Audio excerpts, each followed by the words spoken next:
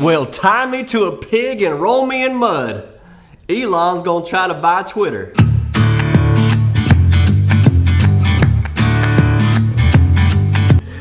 Here's the deal, y'all. Woke liberals, they're a lot like rectal thermometers. They go about everything in the most invasive way possible, and it always turns out they're full of crap. It's really funny to watch, y'all, right now, because they're so scared, because they're squirming so bad. I mean, they're hiding in their safe spaces right now more than Prince Harry hides behind his wife. It's a pretty hilarious thing to watch. Look, it's been a very tough year for woke culture. They all laughed when we said Joe Biden was gonna turn us into Venezuela, right?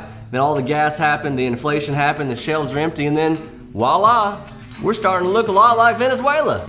Now, Elon has the chance to buy Twitter completely, or he can short sell his stock and sweep the legs out from Twitter completely. There's really no good plan for commies at this point. It's like old John Wayne used to say, there's one or two ways we can handle this, and neither way is gonna work out good for you. And all this talk about, oh, I'm gonna leave Twitter, I'm gonna quit Twitter if Elon Musk becomes the president and CEO of all this thing, it's pretty much just the same recycled version of, I'm gonna move to Canada if Trump actually gets elected. Nobody ever went to Canada.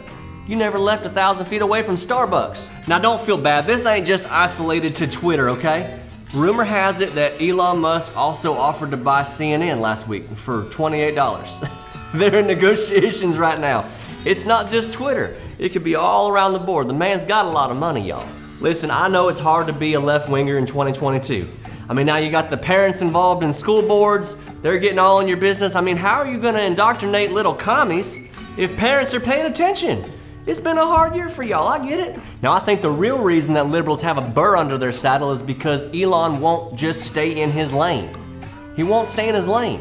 They're thinking, electric cars, that's supposed to be our thing. Twitter, that's supposed to be our thing.